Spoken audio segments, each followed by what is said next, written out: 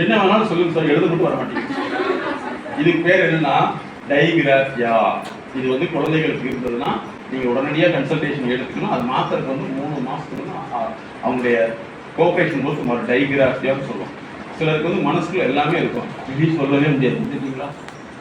எல்லா பதிலும் தெரியும், ஆனால் வெளியில சொல்லவே முடியாது. அப்படியே சொன்னாலும் பங்குக்கு விட மாட்டாங்க, இழுத்துக்கும் உட்கார் அப்படின்னு. ஏன்னா நீ சொல்லிட்டு எனக்கு புதிக்கு அப்படி இருக்காங்களா இல்லையா?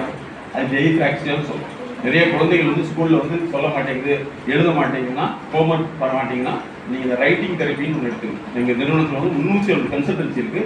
எல்கேஜிலிருந்து டாக்டர், எம்பிபிஎஸ், எம்டி வரைக்கும் எங்களோட கன்சல்டேஷன். சரியா? சொல்லக்கூடிய ஒரு மிகப்பெரிய போஸ்ட்போன்மெண்ட் அப்படின்னா தள்ளி போடுறது. தள்ளி போடக்கூடிய பழக்கம் உங்களுக்கு இருந்ததுன்னா அது வந்து என்ன ஆயிரும்னா டிப்ரெஷனை கொண்டு வந்துடும். இன்னைக்கு செய்வானா நாளைக்கு, நாளைக்கு செய்வானா நாளைக்கு அப்படின்னு சொல்லி தள்ளி போடக்கூடியது. அதை வந்து நாங்கள் என்ன சொல்றோம்னா, தள்ளி போடுறதுங்கிறது வந்து நீங்க ஒரு விஷயத்துல வந்து உங்களை கொண்டு போய் அங்கே சேர்த்தது உங்களுக்கு ஏதோ தடை இருக்கு. நேரத்தை மேலாண்மை பண்ணவே முடியாது. நம்ம அறிவுத்தை மேலாண்மை பண்ண முடியும். புரியுங்களா? காலையிலத்துக்கு மதியம் போட முடியுமா? மதியானத்துக்கு காலையில் போட முடியுமா?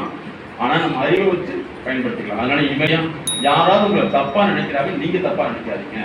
தப்பா நினைக்கிறது அவங்களுடைய தப்பான நினைப்பு.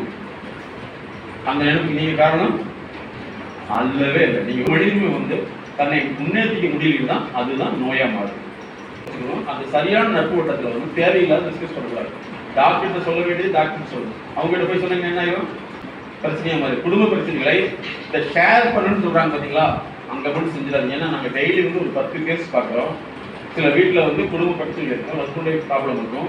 இதை போய் பக்கத்தில் இன்னொரு ஃப்ரெண்டுன்னு சொன்னால் அந்த ஃப்ரெண்டு அவங்க ஃப்ரெண்டுன்னு சொல்லி கடைசியில் வந்து வேற ஒரு ஆள் சம்மந்தம் இல்லாமல் கான்டாக்ட் பண்ணணும். இதில் பாதிக்கும் அவங்க மாற்றி மாற்றி மாற்றி பிரச்சனை உண்டாக்கிட்டா அந்த பிரச்சனை தீர்க்கறதுக்கு இன்னொரு பிரச்சனை. அதனால வந்து எப்பவுமே நல்லா தெரிஞ்சுங்க, ப்ராப்ளம் சால்விங்கிறது வந்து மனிதனுடைய பேச்சு, நடத்தை, செயல், சிந்தனை இதெல்லாம் இருக்குது. அதை சரிப்படுத்திட்டோம்னா எல்லாரும் சக்ஸஸ்ஃபுல்லாக வர முடியும்.